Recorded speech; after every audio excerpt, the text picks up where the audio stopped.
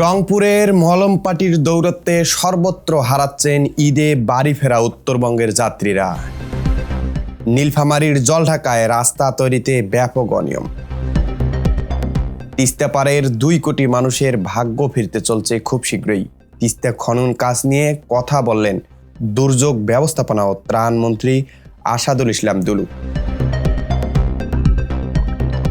এতক্ষণে শুনছিলেন সংবাদ শিরোনাম, এবারে বিস্তারিত। আর আমি পুরো সংবাদ সময়ে হাসিম আছি আপনাদের সাথে। নীলফামারী জলঢাকা পৌরসভার কাজিরহাট 8 নম্বর ওয়ার্ডে রাস্তা তৈরিতে ব্যাপক অনিয়ম এর তথ্য পাওয়া গেছে। ভালো মানের ইট ব্যবহার কথা থাকলেও রাস্তায় ব্যবহার হচ্ছে একদম নিম্নমানের ইট, যা হাত দিয়ে ভেঙে ফেলা যাচ্ছে। রাস্তার 2 পার ঠিকমতো মেরামত করাও হয়নি, একদম জোড়াতালি দিয়ে চালানো হচ্ছে এই রাস্তার কাজ। রাস্তার কাজ যেগুলো খোয়া বিছানো হয়েছে সব 2 নম্বর ইট, 1 নম্বর কাজ একটাও করে নাই। এগুলো কাজ আমাদের পছন্দ গ্রামবাসী হয়েছে না। এখানে রাস্তা 2 নম্বর ইটের খোয়া ফেলেছে, সব ধুলে হয়ে গেছে। এই ইট খোয়া মনে করো ধুলে হয়ে গেছে, নেট দিয়ে যেমন ধুলে হয় সেরকম ধুলে হয়ে গেছে।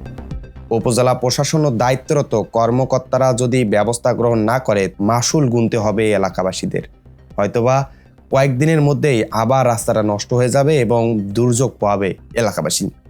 পৌরসভার দায়িত্বরত প্রশাসনকে ব্যবস্থা নেওয়ার আবেদন এলাকাবাসীর।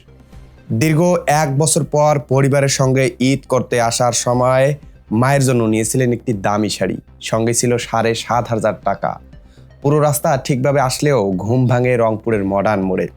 ঘুম ভেঙে দেখেন তিনি শুয়ে আছেন রাস্তার পাশেই, সাথে কিছুই নেই, সব নিয়ে গেছে মলমপাটির দুষ্কৃতরা।